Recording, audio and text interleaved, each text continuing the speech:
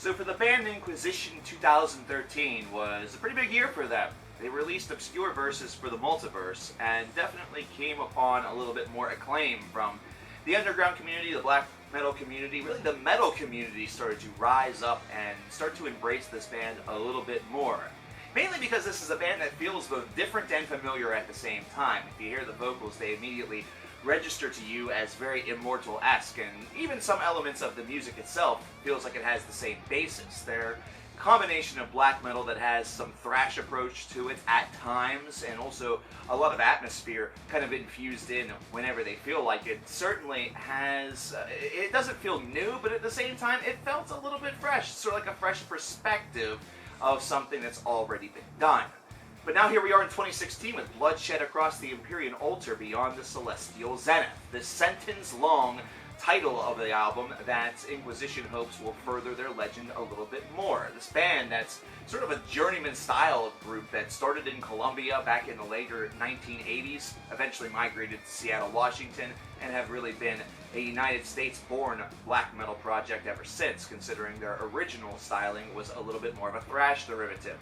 So here on this album, we started off with the intro, which is entitled The Force Beyond, or Before Darkness. The Force Before Darkness, not the Force Beyond Darkness, though it very easily could be. It's, you know, this is one of those things that kind of creates that atmosphere. It sort of builds it a little bit, gives you a little bit of something to sort of get you into the mood, I guess, instead of just thrusting right in with From Chaos They Came, which is the second cutoff of this album. It's 4.5 minutes.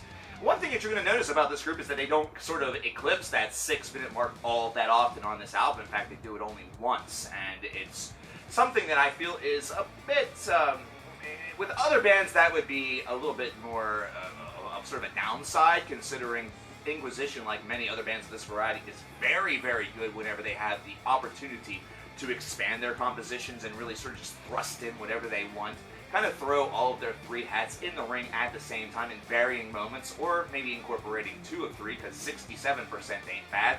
However, they also are very good with those quicker pace, and I think that sort of thrash, inspiration, that thrash origination of this band certainly helps them out, considering that speed, that pace, that tremolo-picked style is one that really suits them very well. That aggressiveness certainly paints them in a very positive light whenever it comes to this style of music. They're able to incorporate it very, very nicely into a black metal style. Then you get the Wings of Anu. Now, we talked about Who is God by Sodom yesterday, speaking about how that album, or how that song rather, felt a little strange, a little off the beaten path.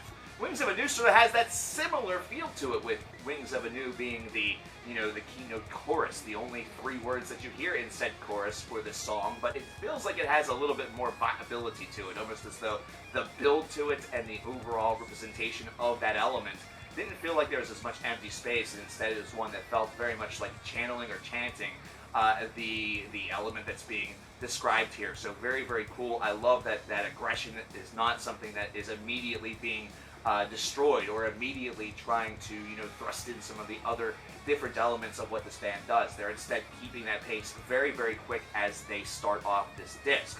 Whenever you get a little bit further down and the songs start to open up a little bit more, whenever you get the songs such as The Black Aeon Shall Cleanse, either that or The Flames of Infinite Blackness Before Creation, you start to get some of those other elements. You start to watch these compositions open up a little bit, have that atmosphere sort of take over, and see how that sort of black metal side of atmosphere is able to somehow awash over the more thrashy-based, the more aggressive-based black stylings that you heard off of the original first couple of songs on this disc. It's one that definitely builds up a little bit more tension. It builds up a little bit more anticipation whenever you hear some of the minor, melodic solos that you hear thrust within this disc.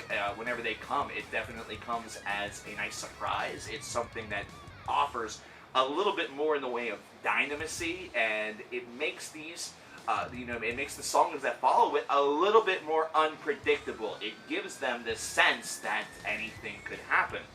And that's exactly what happens once you get all the way down to, say, track 9, which is the title track, Bloodshed Across the Empyrean Altar Beyond the Celestial Zenith. This is 6 minutes, 30 seconds long. It's extremely dense. It's one that has a very atmospheric touch to it, while also maintaining a little bit of pace, a little bit of speed.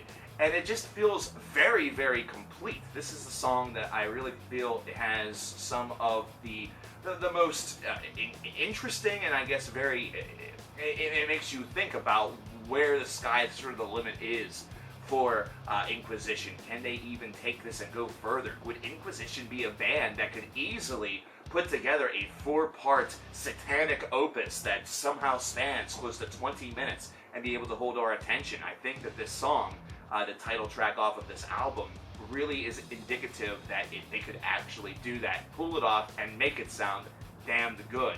There would be enough variety in order for somebody to remain very transfixed. Now, one thing that I find interesting about the closing elements of this album, I feel that the last 2 cuts, Power from the Center of the Cosmic Black Spiral and A Magnificent Crypt of Stars, are a little bit weaker, and that's mainly based off of the association of what comes before it. However, what is extremely curious is the outro and the coda that comes to the tracks 12 and 13. But one thing that it does do that is sort of nice is that it presents this very ritual style, I guess, closing or conclusion to this album. And the very first thing that it makes me think of are the parts of a rite, or the parts of a mass, you know, almost as though this entire album is meant to be nothing more than a dark ritual, a sermon that is interwoven within, you know, the introductory, closing, communion ceremonies, whatever you wish to describe, something that is meant to give you the atmosphere of congregation worshiping the Dark Lord. And it's so cool whenever you put it in that context, but whenever you put it in simply the musical context, can seem or feel like there is some opportunity that was a bit wasted.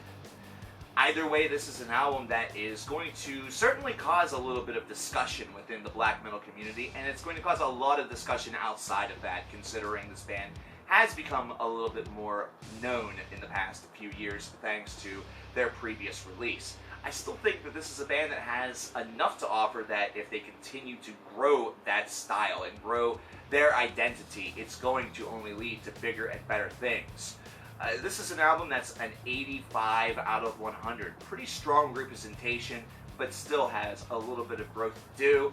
And I think that this band is on that trail. I think they have reached sort of that musical plateau where anything that they really are able to add to their already established sound is only going to work in their favor, as opposed to really be seen as such a damning experiment that would cause them to lose favor among the public.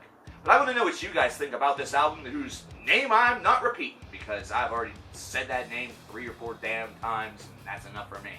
Let me know what you think about the brand new Inquisition album from here in 2016. My name is CoverKillerNation. I look forward to your comments. Take care.